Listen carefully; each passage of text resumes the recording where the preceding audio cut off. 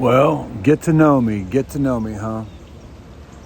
Well, my name is Nathaniel Schellhase Hvizdos, although I think it's really pronounced Nathaniel Schellhase Hvizdos, something like that.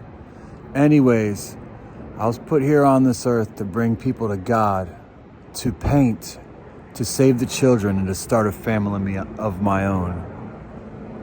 My laws are love, respect, protect, mercy, and justice.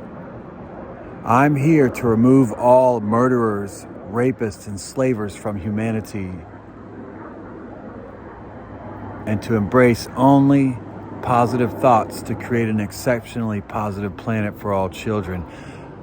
My work has included the Fredericksburg Area Autism Council, the Fredericksburg Area Council on Transition, the Planning District 16 Reentry Council, and the Community Integration Advisory Commission, which advised Governor McAuliffe of the Commonwealth of Virginia on disability issues.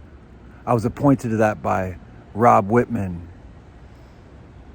My work has also included working behind the walls in prisons, serving ex-offenders, or as we call them, returning citizens. I've also worked as a job coach, helping people with disabilities overcome their barriers, helping them to find jobs, to see if they want to keep their jobs, and telling them how their jobs will affect their benefits. I've also been an adult ESL instructor, teaching immigrants how to speak English. Immigrants from all over the world, teaching them how to speak English.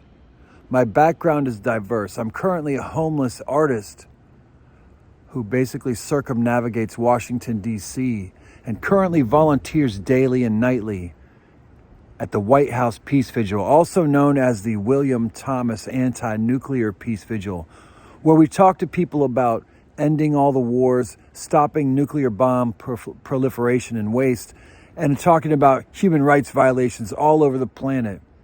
We talk about how governments, including the United States governments, pay to destabilize other governments, how our government pays to violate human rights and violates human rights here in the United States.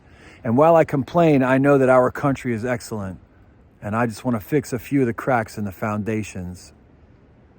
I paint, I write poetry, I sing. I write stories, I do illustrations, I network with artists and create videos, video poetry, videoetry. I have a YouTube channel. I have published books of poetry and fiction available online in paper format and electronic format on Amazon.com.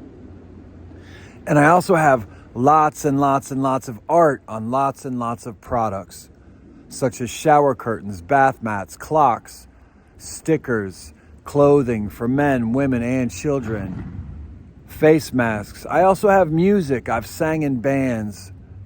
I've sang punk rock music, hardcore music, rap music, folk music, experimental music, psychedelic music. I grew up near Washington, D.C., in the first planned community, as to my knowledge, in the United States. Many, many, many suburban communities have been modeled after Reston, Virginia. Reston was my hometown from 1976 until I graduated from high school in 1990. I went to the University of Maryland for a year and a half, then transferred to Virginia Commonwealth University, where I studied with a blended degree in anthropology and sociology with a minor in filmmaking. I studied with teachers from all over the planet, from different cultures and different first languages. I studied through the use of film, through the use of paper and print media used in those countries, as well as textbooks and firsthand experiences from my teachers. I would like to say that my work now was spurred by waking up from a dream 4 years ago to start a human rights forum, being awoken from a dream, if you would say, to start a human rights forum. And then,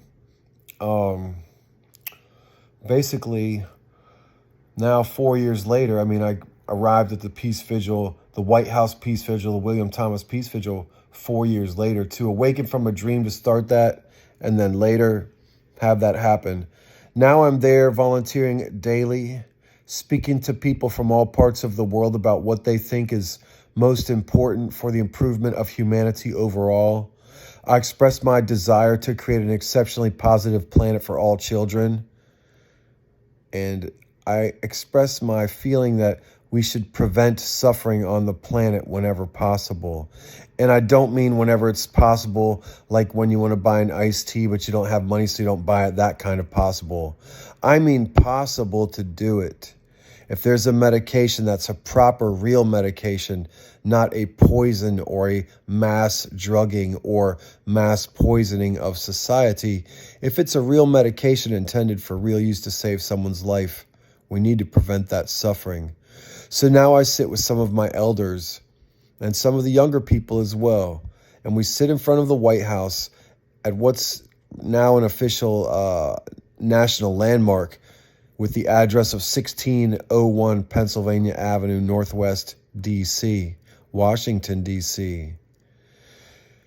It's really, really interesting to see the dynamics of the city and the dynamics of the national and international scene all kind of convalescing together, coming together. And then you've got the street and the skateboarding and the new scene and the new people and the new ideas clashing with the old ideas, but yet somehow melding and not erupting into violence on a regular basis. And I say that in the fact that there's not shootings right there in all the houses of justice or houses of law or any of these basic streets, although Washington, D.C. today has at least one shooting a day almost, sometimes more. It's become a really tragic scenario. And probably the most important thing now is to figure out the laws, the federal legislation that needs to change. So my goal now that I've been thinking about it and praying about it, a lot of prayer, and my art is prayer. I'm praying most of the time when I'm working on art.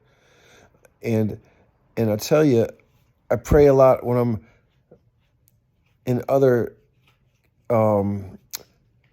areas of interest that I do as well. I also read spiritual texts, and I do a lot of things that maybe are off the beaten path, but I take the way that I do because it seems the path that's right. And it's landed me at this internationally important seat of anti-war thinking people, anti-war thinking ideology that's been going on and coming there together to talk about it in one of the few places in the world where you can do that in the United States. And so all these different folks have been talking about it. And really, to you ladies out there, the women were the first ones to really start congregating and protesting in front of the White House entrance gate over 100 years ago in Washington, D.C., in the United States of America. Now the protest movement has spread to the world, and now we sit in front of the White House 24 hours a day, and I am able to be a steward there, an ambassador, a global peace ambassador, a human rights ambassador for the world and for all the world's children, all of the children of the world. And that's really what I'm doing there at the White House. And that's really what I'm doing in Washington, D.C. And in doing this, over time, I was fully sober for a long time. I've lived in Florida, Pennsylvania, visited California, many other places. And I tell you, in that roundabout way, I've been walking towards this, not running away from anything. And as long as people kept telling me do something local, I kept thinking, well, local to me is Reston in Northern Virginia and Washington, D.C. And then I started to remember, gee, who are these folks I grew up with? And I realized that I came from an interesting place called Washington, D.C. and that it's different than a lot of the different places on the planet. And so I'm happy to be in Washington, D.C., dedicating a lot of my time to this peace vigil, to meeting like-minded people who stand tall on the shoulders of other people who stood tall, who stood on the shoulders of other people who stood tall. And now I stand with some of these folks. And we are there to communicate, to solve problems, to get people to look over the fence, look over the wall. Think about taking the fences and the walls down. Think about talking to your neighbor over a table full of food with some music or some nice other interesting things going on. Enjoying things together with people as well as solving problems. Asking other countries that have solved their social problems how to solve our problems that they don't seem to have in their countries. How do they prevent those problems? Ask the other intelligent people around the world to help us solve the problems in our country that they have already solved in their country. And we need to be culturally and altruistically exchanging with these folks. We need to share our solutions too. And we need to do this with everyone so that we're not doing it just for the money. We need to do it for the human hearts, for the spirits that dwell within our bodies and the souls that eternally reflect what's going on in the world and will eternally reflect how we choose to live our life and times on this planet in treating our fellow friends, our neighbors, our human being relatives around us, that we all share one same drop of blood at some point. And you have to understand that we all bleed red when we have oxygen in our blood. And before we have oxygen in our blood, we all have blue blood. And that's just how it is. And we can all have children, a man and a woman across the planet. And I want to use my art to affect attitudes in Washington, D.C., to affect federal legislation for humanity so that all children have a most positive and beneficial tomorrow. That's why I'm in Washington, D.C. So if you can help me out, I'm going to have to start buying suits once I get a place to live. And at that point, if I'm able to keep it going, that's when I have to just keep volunteering and begin to visit meetings in Congress and begin to understand the congressional processes that govern our lives from the East Coast to the West Coast to our territories and all the islands and other places in between that the United States government has conquered and taken, and many times deceptively, full of bad ways. And we're looking to the future. I'm looking to the future, and the people I know are looking to the future. And we're going to use the art to change everyone's hearts and get us there. We're going to change your heart, change everyone's hearts, and get us there. So come on with me, and let's each start our own new tree. Peace and blessings. Check it out. Mi vida la dejé entre Celta y Gibraltar.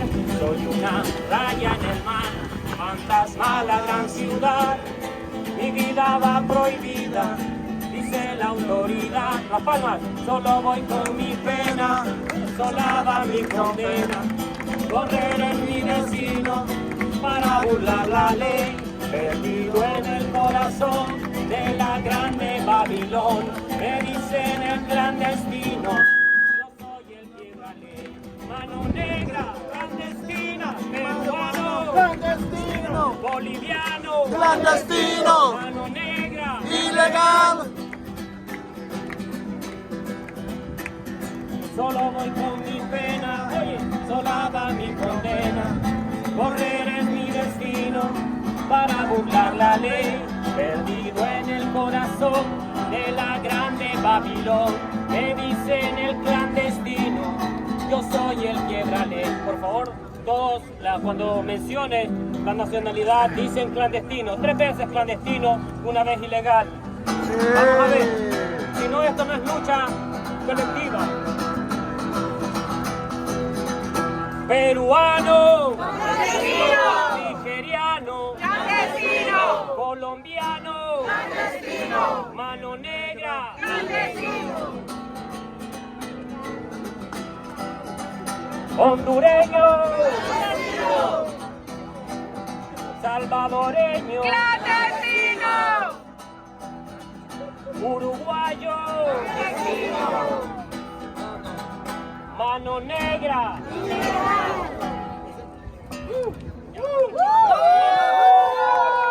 Time to go smoke across the street.